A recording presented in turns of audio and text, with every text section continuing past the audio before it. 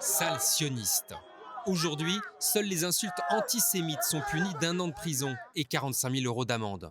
Mais pour un groupe de députés de la majorité, de droite et du centre, les propos antisionistes doivent être assimilés à des injures antisémites. Sale sioniste de merde, en fait, il est en train de dire sale juif de merde. C'est très clairement ce qu'il est en train de dire. Aujourd'hui, c'est au juge de décider si une insulte antisioniste est ou non antisémite. Déjà, pour revenir sur les définitions, c'est vrai que le terme racisme, quand on prend son origine ou la construction politique ou sociale de ce terme-là, on renvoie beaucoup à des idées du 19e siècle, sur l'idée qu'il y aurait des races différentes et pas une seule espèce humaine, et qu'il y aurait surtout des hiérarchies entre ces différentes races. Et donc ce racisme vraiment fondé sur la biologie, c'est quelque chose d'important, qui a laissé des traces évidemment, mais aujourd'hui quand on utilise le terme racisme, on parle de quelque chose de plus large. Et le racisme au sens large, qu'utilise par exemple une instance comme la Commission nationale consultative des droits de l'homme, eh bien c'est une manifestation de rejet, d'opposition, voire de discrimination, pouvant aller jusqu'à même des exterminations, sur des groupes sociaux ou des groupes culturels. Et donc c'est pour ça qu'aujourd'hui on parle de racisme à l'égard des musulmans, on peut parler de racisme à l'égard des Roms ou des Tziganes, et donc on est sur quelque chose de beaucoup plus large que le racisme, entre guillemets, qui vient du 19e siècle et qui est fondé exclusivement sur la couleur de la peau ou la prétendue race. Comme on le voit maintenant, les mouvements, je dirais, très à droite d'un point de vue politique, ils ne font plus d'essentialisation sur la couleur de peau, mais ils font un transfert d'essentialisation sur la culture. Comme vous êtes dans telle catégorie culturelle, alors vous êtes tous comme ça, on sait tout de vous, les musulmans pensent tous comme ça, les juifs pensent tous comme ça, les blancs pensent tous comme ça, les noirs pensent tous comme ça, etc. Mais ça ne les gêne pas d'utiliser des critères culturels comme la religion pour définir des groupes qu'ils vont essentialiser. Par contre, l'essentialisation sur la couleur de peau, maintenant, c'est quand même assez relativement atténué. Et on voit un transfert vers l'essentialisation sur des traits culturels. Et donc c'est vrai que ce terme de racisme, il est englobant, et quand on prend ce terme-là, on peut considérer que l'antisémitisme est une forme de racisme. Ça, je pense qu'il y a un accord à peu près général là-dessus pour le dire. Simplement, c'est évidemment un racisme très particulier en raison de ses fondements, très particulier en raison de ses conséquences aussi, et je pense à la mémoire de la Shoah évidemment. Et donc, dans le combat que nous on mène contre la haine, c'est vrai qu'on accole ces deux termes racisme, antisémitisme, non pas pour les opposer, non pas pour dire que l'un serait supérieur à l'autre, mais simplement pour dire qu'il faut combattre avec la même vigueur toutes les manifestations de haine racistes et antisémites. Alors, ce qui me paraît important de souligner, c'est que l'antisémitisme participe du racisme et ne se confond pas avec le racisme. Et c'est une des grandes difficultés qu'on a à faire passer ce message aujourd'hui, puisque souvent on a tendance à dire « mais pourquoi parler d'antisémitisme, d'en faire un objet de recherche particulier, alors qu'on devrait s'intéresser et ne pas diviser ce bloc, effectivement, qui oppose les gens ». Je pense qu'il y a une raison pour laquelle il faut travailler sur l'antisémitisme, parce que justement c'est quelque chose de très particulier, qui tient moins de la xénophobie et, je dirais, du racisme, parce qu'il est d'abord très ancien, il est antérieur d'au moins 1000 ans à l'invention du racisme, on en a beaucoup parlé, et surtout parce que c'est par son caractère absurde et par son caractère, en quelque sorte, de maladie sociale, de maladie, on pourrait dire presque psychotique. Le racisme anti-juif n'épuise pas la question de l'antisémitisme. Et l'antisémitisme n'est pas rabattable sur la seule catégorie du racisme.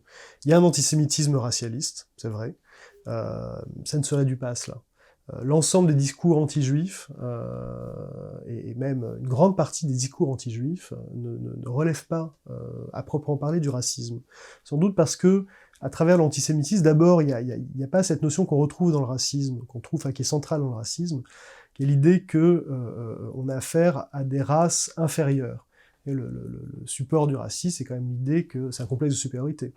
Voilà, on a des droits sur des peuples ou des races inférieures à nous. Bon. Or, c'est pas du tout comme ça que les antisémites voient les juifs. Ils les voient comme une menace mortelle, précisément par complexe d'infériorité. Et le juif est dangereux parce que le juif est rusé, malin, etc. Donc il y a cela. Et puis ensuite, sans doute qu'à travers l'antisémitisme, ce n'est pas l'autre qu'on déteste, mais le même, celui qui au contraire nous ressemble, qu'on ne peut pas distinguer d'ailleurs des autres. Il y a un mot d'Édouard Drummond, l'auteur de La France juive, un best-seller de l'année 1886 en France, avant les protocoles d'ailleurs. Drummond disait « le juif dangereux, c'est le juif vague ». Le juif vague, c'est-à-dire celui qu'on ne peut pas identifier, qu'on ne peut pas reconnaître, celui qui nous ressemble et au point même de se convertir au christianisme, etc. L'antisémitisme est une forme particulière de racisme en ce que tous les préjugés qui s'expriment contre une guillemets ethnie, guillemets race, tendent à les dévaloriser. L'antisémitisme est beaucoup plus ambivalent parce qu'il oscille perpétuellement entre dévalorisation du juif et survalorisation du juif, à qui il est prêté un certain nombre de caractéristiques qui donnent naissance à la théorie du complot, à cette théorie de la domination mondiale, ou du moins de la volonté de domination mondiale des Juifs. Ça, c'est un premier élément. Puis ensuite, historiquement, il y a quelque chose de très particulier dans l'antisémitisme, dans les racines de l'antisémitisme, c'est qu'il naît comme anti-judaïsme, c'est-à-dire qu'il naît dans le champ du religieux comme un refus d'un certain nombre de notions présentes dans le judaïsme, mais mal interprétées, notamment dans le refus de l'élection. Le premier antijudaïsme, il est philosophique. Il date, on pourrait dire, des sociétés, on peut dire païennes, sous l'Antiquité. Parce que les Juifs font tâche, en quelque sorte, dans cette société polythéiste. On les considère comme des athées. Pourquoi des athées? Parce qu'ils ne sacrifient pas au Dieu, et leur Dieu est immatériel, donc sans doute n'ont-ils pas de Dieu. Ou alors on se moque parce qu'ils respectent la vie au point de ne pas sacrifier leurs enfants handicapés. Mais ça, les Romains ne comprennent pas. Le partir familias a presque le devoir de se débarrasser de ses enfants handicapés. Mais ça se limite là. Les Juifs, finalement, sont intégrés à l'Empire romain. On peut être juif et sénateur. Je pense que l'antijudaïsme, là, comme d'Évrose, elle date de l'installation du christianisme. Pourquoi? Parce que les premiers chrétiens sont des Juifs, puis à leur suite, ce seront encore une fois des Romains ou des Grecs, bien évidemment. Et donc se pose le problème je dirais presque un problème de dissonance cognitive. C'est-à-dire que les récits chrétiens, toute l'histoire du christianisme se base sur les récits mythiques qui sont dans la Torah. D'ailleurs, dans les évangiles, on fait descendre Marie du roi David. Donc en fait, les premiers chrétiens se considèrent comme des Juifs. Et donc ils voudraient en être les héritiers. Ils voudraient être les vrais Israélites. Mais les vrais Israélites ne veulent pas disparaître. Et donc dans un premier temps, le rapport des premiers chrétiens, d'ailleurs comme des premiers musulmans, ou d'ailleurs aussi de Martin Luther, dans un premier temps, c'est une fascination, puis une incompréhension pourquoi ces juifs-là ne se convertissent pas ici au catholicisme, là à l'islam et là au luthérianisme. Et donc il y a une incompréhension, puis en quelque sorte un ressentiment contre ces gens-là qui n'acceptent pas la nouvelle foi, et puis la haine morbide. Et on le voit aussi bien dans les premiers rapports de l'islam avec les juifs qui se terminent par un massacre, le massacre de Khaïbar, et puis on voit qu'au début Luther est philosémite, et puis voyant que les juifs ne le suivent pas, il est l'auteur sans doute d'un des premiers récits antisémites sur lesquels Adolf Hitler va se baser. Donc un récit extrêmement dur. L'ancienne alliance et la nouvelle alliance veut substituer à l'ancienne, elle considère donc que tout ce qui résulte, tout ce qui ressort de l'ancienne est caduque, que l'ancien Israël est en quelque sorte déchu de ses droits, et l'antijudaïsme chrétien précède, de ce point de vue-là, la naissance de l'antisémitisme moderne. Mais là, encore une fois, on est comme je l'ai dit, plutôt dans l'antijudaïsme. On n'aime pas les juifs pour ce qu'ils sont, c'est-à-dire des juifs. Et donc ça veut dire pour ce qu'ils ne sont pas, c'est-à-dire des chrétiens, des luthériens ou des musulmans. On n'aime pas les juifs pour ce qu'ils font, c'est-à-dire le Shabbat, et pas le dimanche ou le vendredi. Ils font la Pâque, Pessah, et pas les Pâques, et pas le Ramadan. Donc c'est ça l'idée aussi. Donc on s'est quand même limité à une idéologie. Donc c'est le judaïsme qui est rejeté dans l'antijudaïsme. Et puis, comme je l'ai dit, au XIe, XIIe siècle, il y a un basculement où la névrose devient une psychose. Et là, ce n'est plus tant le judaïsme qui est rejeté, c'est les juifs en tant que tels. Et c'est à ce moment-là que commencent les premiers massacres. Il n'y en a pas véritablement avant. Bon, il y a Il y a des diatribes terribles des pères de l'Église contre les Juifs. Mais ça ne signifie pas encore de véritables massacres, une véritable exclusion. Et donc à partir de là, donc du XIe, XIIe siècle, les massacres commencent, des expulsions aussi.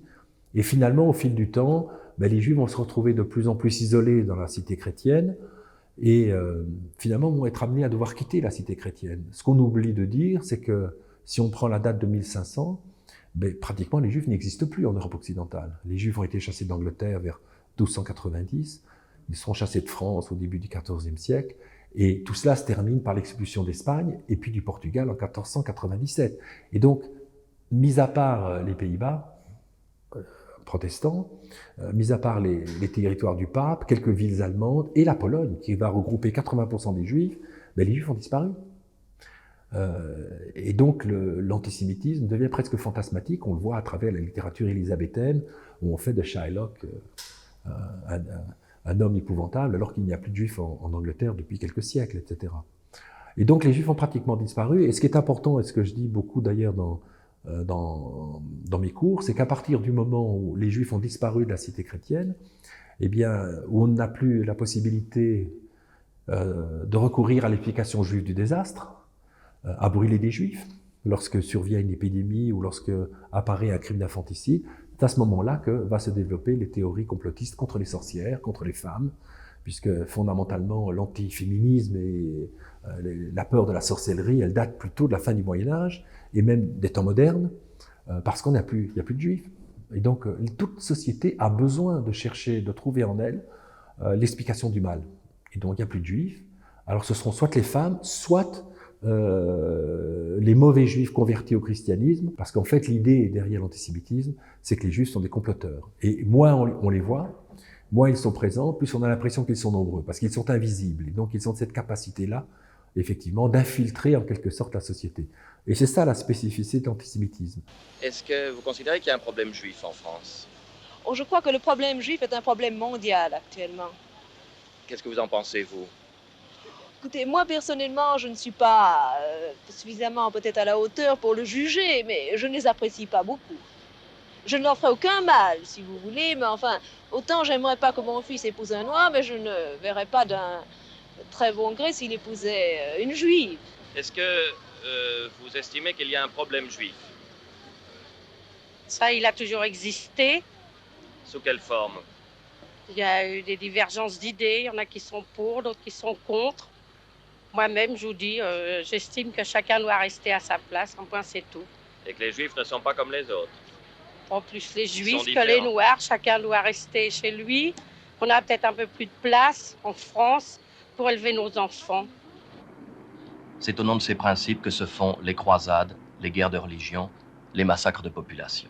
Ne pas croire à l'égalité des races, c'est justifier par avance la persécution et le génocide. Les mythes, les mentalités, disent les historiens, les représentations, vivent à un rythme lent dans l'histoire. Et que les sociétés peuvent, les institutions, les relations socio-économiques peuvent changer souvent, parfois, beaucoup plus vite que les représentations, les mentalités et les mythes. On peut difficilement, à mon avis, parler d'antisémitisme contemporain en occultant la question du complotisme. L'antisémitisme moderne tel qu'on le conçoit depuis le dernier quart du XIXe siècle, c'est un complotisme. C'est-à-dire que c'est à la fois les vieux préjugés, les vieux stéréotypes anti-juifs en action, hérités de l'antijudaïsme chrétien notamment, associés à un pouvoir prêté aux juifs, un pouvoir juif, et pas n'importe quel pouvoir, un pouvoir à la fois caché et absolu, mondial. Les juifs sont réputés tirer les ficelles du monde dans les coulisses, parce que les juifs constituent une diaspora un peu partout sur le globe, sont une minorité nationale à travers les nations, et une minorité particulièrement dynamique en plus qu'on retrouve dans le monde des arts et des lettres, des sciences également, dans la politique, en tout cas s'agissant de démocratie à l'époque. Et donc on fantasme un pouvoir universel juif et caché. Et ça va donner lieu un mythe du complot juif mondial qu'on va associer d'ailleurs au mythe du complot maçonnique. Les deux vont fusionner complètement à la fin du XIXe siècle, et à travers notamment un faux extrêmement célèbre, que sont les protocoles des sages de Sion, on va, à travers ce faux, accuser les Juifs de fomenter un plan de domination du monde et de conquête du monde par la subversion de la famille traditionnelle, des sociétés traditionnelles, avec l'objectif de mettre à bas la religion chrétienne notamment, et d'instaurer le libéralisme qui serait l'instrument de leur puissance cachée. Donc on peut pas en réalité penser l'antisémitisme indépendamment du complotisme. Si vous enlevez le complotisme à l'histoire de l'antisémitisme, on retombe en fait sur les vieux préjugés, les vieux griefs d'accusation anti-juifs qu'on connaît depuis des siècles. On peut voir au moins 3 dimensions à la théorie du complot. 3 dimensions qui sont peut-être 3 temps comme ça qui s'enchaînent. C'est-à-dire qu'au moment où se produit un événement inédit, il y a d'abord une espèce de temps de sidération. Un temps de sidération où quelque chose là d'inhabituel s'est produit qui incite un peu à la méfiance. Mais c'est quelque chose qui reste assez fruste dans un premier temps. Dans un deuxième temps, ce premier temps-là, dans les discours complotistes, on n'y a accès que dans l'après-coup. Lorsque se sont produits les attaques du World Trade Center, tout le monde était sidéré. Les théoriciens complotistes eux-mêmes évoquent cette sidération. Tous ceux qui ont essayé d'interpréter les événements, dans l'après-coup de l'événement, évoquent cette sidération. Donc il y a d'abord un temps de sidération. Dès après ce temps de sidération, donc ce premier temps, c'est comme si quelque chose dans la trame symbolique du monde, qui le rend un peu lisible, s'était déchiré et exposait à l'impossibilité d'y répondre. Qu'est-ce qui s'est passé là? On ne sait pas.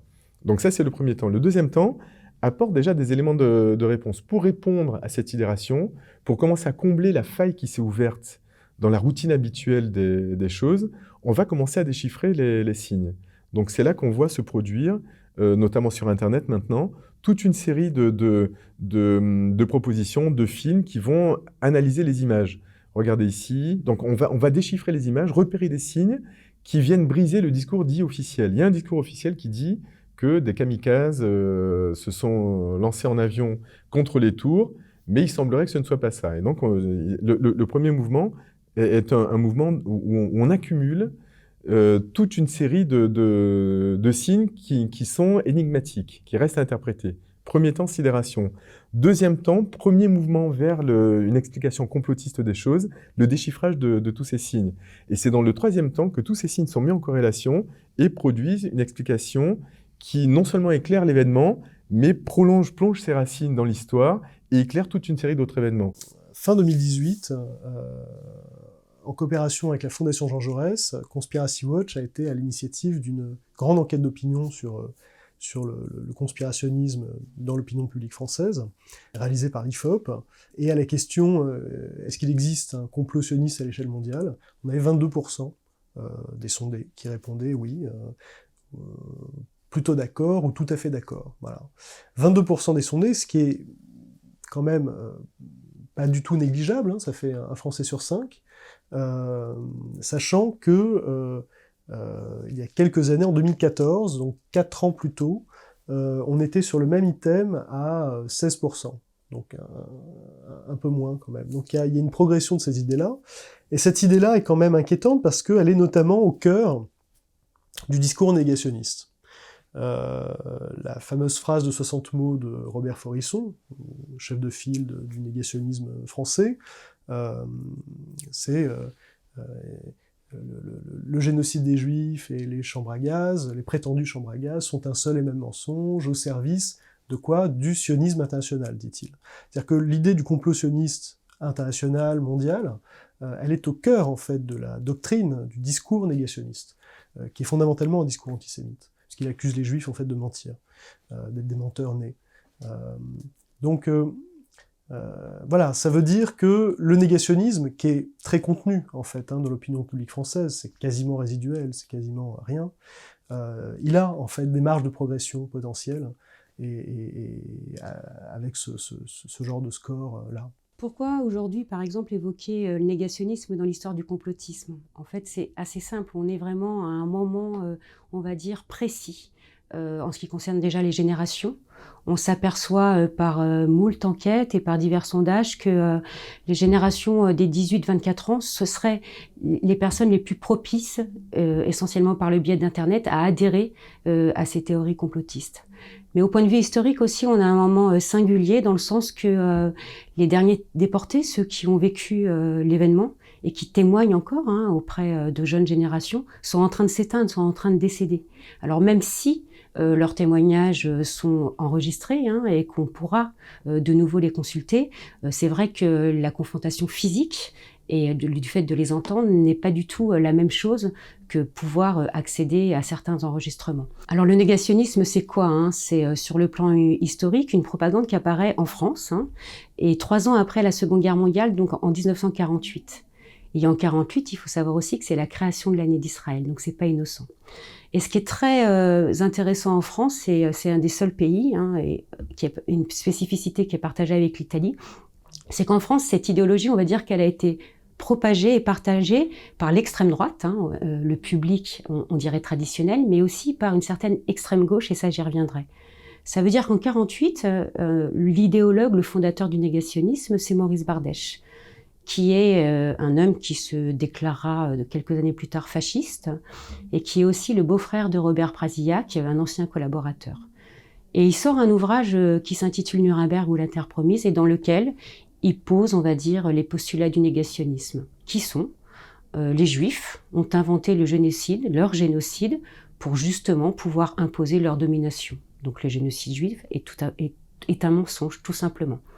Et au fur et à mesure, cette propagande va évoluer par différents porteurs. Et un des premiers qui va certainement, on va dire, anoblir entre guillemets le négationnisme, c'est Paul Racinier, qui est un ancien déporté dans des camps de concentration et qui est un ancien homme de gauche. Donc ces différents hommes, on est juste après l'après-guerre, vont poser on va dire, des items qui vont traverser l'histoire de France et l'histoire politique et l'histoire du négationnisme, avec des coupures chronologiques qui sont très importantes, dont la première, c'est 1967, c'est-à-dire la guerre des 6 jours. Donc, vous voyez, il y a vraiment un rapport très, très imbriqué avec Israël. Et un homme qui s'appelle François Duprat, qui sera un des idéologues du Front National, va se déclarer aussi antisioniste. Donc, vous voyez, ça, c'est le jeu des mots. On combat Israël, et en même temps, il va se déclarer aussi pro-palestinien. Vous voyez, donc il y a vraiment un jeu de mots sémantique, ce qui est évident, ils se font donc le défenseur d'un peuple, et ils ennoblissent en quelque sorte leur discours. Mais ce qui est super important dans cette histoire, c'est qu'on est à des moments, on va dire, de présentation du discours papier.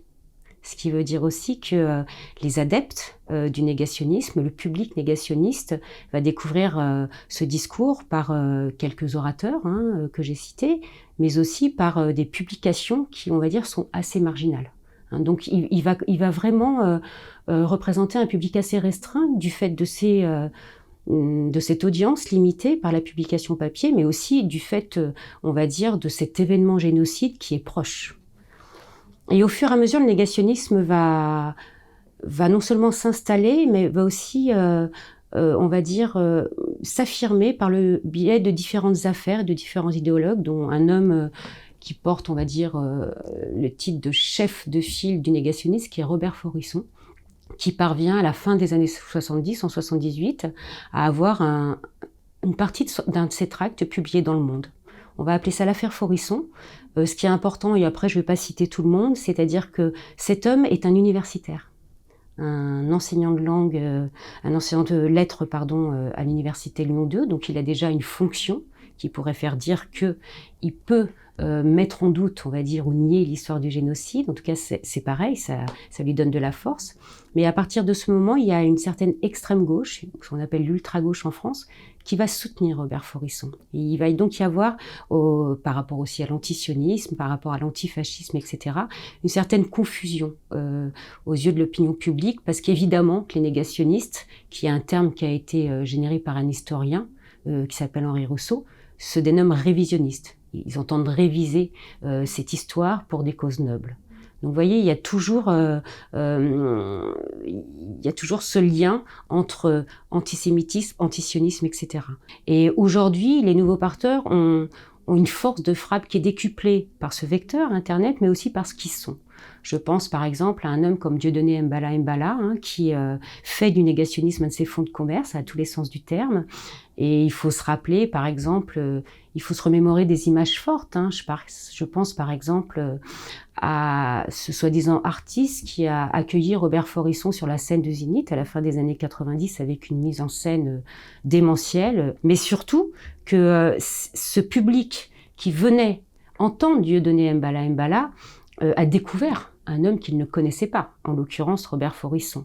Donc ça, c'est un épisode, mais qui est constitutif aussi de la méthode des négationnistes, c'est-à-dire se faire entendre et faire des coups d'éclat comme ça. Mais je pense aussi, et peut-être surtout, à un homme comme Alain Soral, qui lui aussi a rendu un hommage post-mortem à Robert Faurisson, mais qui est à la tête d'un site conspirationniste qui se nomme Égalité et Réconciliation. Quand vous vous mettez sur site, il faut déjà savoir que c'est le site complotiste qui est le plus consulté aujourd'hui en France, avec une moyenne de à peu près de 5 millions de vues par mois, ce qui est énorme, ce qui est considérable. Et quand vous vous mettez sur le site, vous pouvez, on peut déjà acheter des bouquins qui peuvent être négationnistes. En tout cas, ils vendent par exemple Robert Faurisson, ce sont ces thèses littéraires qui sont développées. Mais il y a énormément, à commencer par Alain Soral et d'autres, qui développent cette propagande par l'intermédiaire de dessins, par l'intermédiaire de propos, par l'intermédiaire de petits films. Et c'est vrai que c'est une des propagandes qui est, je pense, essentielle au sein de ce site. Donc vous voyez, aujourd'hui, on est dans un moment non seulement contextuel, mais aussi on est dans un moment précis qui fait que cette idéologie antisémite peut, en tout cas, elle a sa place, mais peut évidemment prendre beaucoup plus son essor. Et donc, il semble que après les différentes formes d'antisémitisme que l'on a très bien connues par le passé, l'antisémitisme religieux, l'antisémitisme nationaliste, l'antisémitisme racialiste, eh bien, nous assistons à quelque chose d'autre aujourd'hui, que la vague des années 2000 a en quelque sorte cristallisé, exprimé, mais qui est probablement plus ancien, et qui pose des questions sur le fond. C'est-à-dire que si on part de l'idée que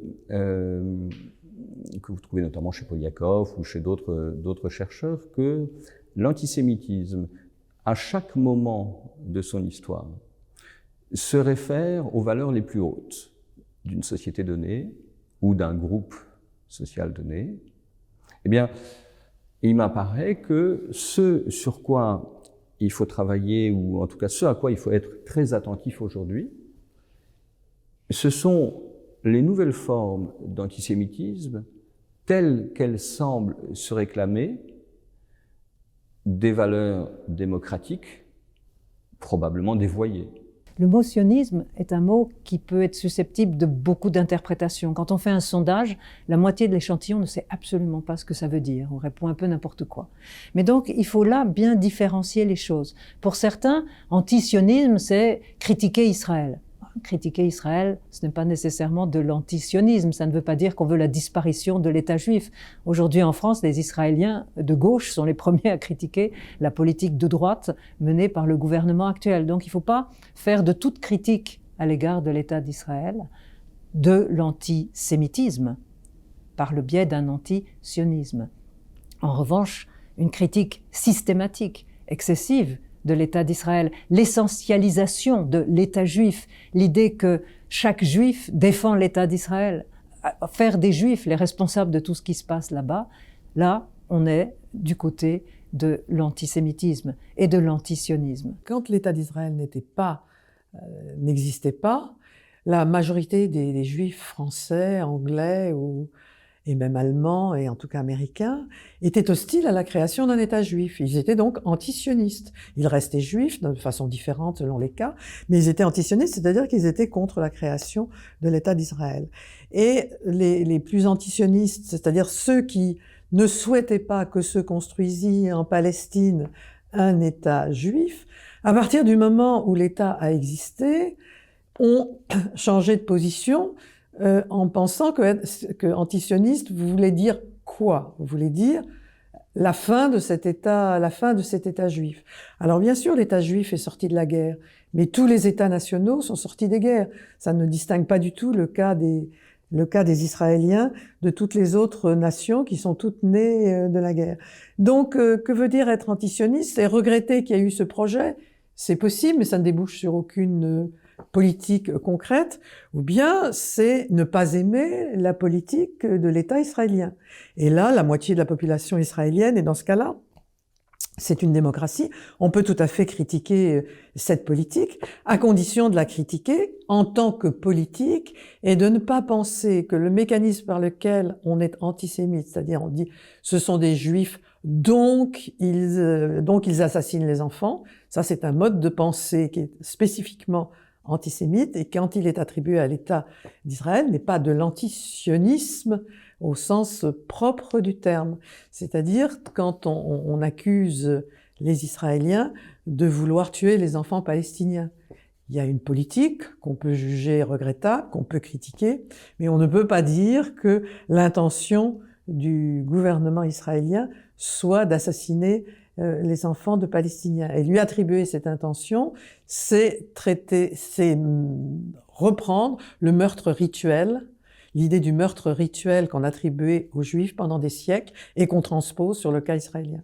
Aujourd'hui, quand on regarde les opinions, c'est pas vrai pour les actes, l'antisémitisme est structuré par les vieux préjugés antisémites. Ceux qui structurent l'antisémitisme, la première chose qui vient à l'esprit qu'on associe à juif quand on rejette l'autre, c'est l'argent et c'est le pouvoir. Et la question d'Israël et du conflit israélo-palestinien en particulier est relativement périphérique. Il y a dans les sondages une lassitude à l'égard de ce conflit et pour la très grande majorité des personnes interrogées, l'envie de rejeter dos à dos Israéliens et Palestiniens dans ce conflit qui ne s'en termine pas. En revanche, les actes antisémites obéissent à une autre logique.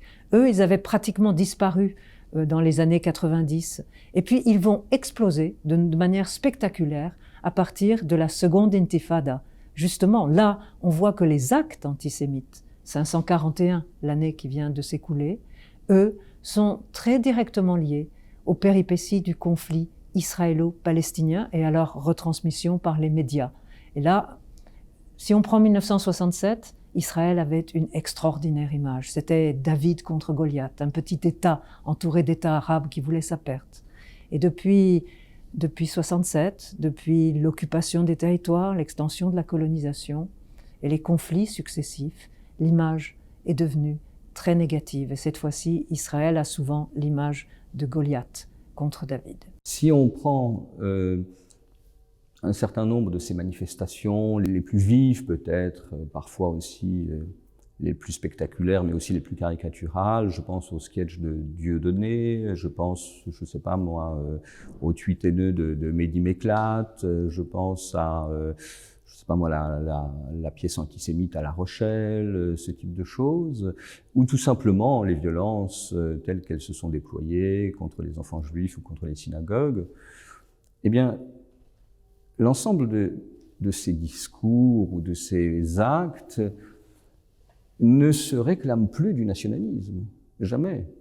On ne vise pas les Juifs parce qu'ils seraient l'anti-France, comme sous la Troisième République. On s'en prend bien plus souvent aux Juifs parce qu'ils représentent la France même. On ne s'en prend pas aux Juifs parce qu'ils seraient des cosmopolites déracinés. On voit en eux tout à fait autre chose. On voit en eux des figures d'établis, des figures de dominants. On ne retourne pas contre eux une critique de l'égalité, mais c'est au nom de l'égalité que l'on agresse souvent les Juifs. Bon. Et là, il y a bien quelque chose, si vous voulez, qu'il faut essayer d'attraper. Maintenant, l'antisionisme qui est aujourd'hui véhiculé, il est véhiculé au nom de l'antiracisme, il est véhiculé au nom des droits de l'homme, et on retombe sur ces vieilles idées que les Juifs Ce sont les Juifs qui sont les racistes. C'est pas une idée récente que les Juifs seraient des racistes. C'est une idée qu'on retrouve déjà dans l'Antiquité. Les Juifs seraient des racistes parce qu'ils excluent. Ils seraient exclusivistes d'ailleurs parce que justement ils ne reconnaîtraient que ceux qui leur ressemblent, ceux qui sont comme eux. Ils rejetteraient l'autre. Et l'idée, si vous voulez, derrière, c'est qu'à partir du moment où les Juifs considèrent que, eh bien, ils doivent faire nation, ils doivent construire leur foyer national avec une identité qui leur est propre, eh bien, l'identité serait le revers de l'exclusion. Voilà, et on irait nécessairement vers l'exclusion, donc vers le racisme, donc vers l'apartheid. Aujourd'hui, c'est repris au nom de l'égalité, au nom des droits de l'homme. On est antisioniste, souvent, au nom des droits de l'homme, aujourd'hui.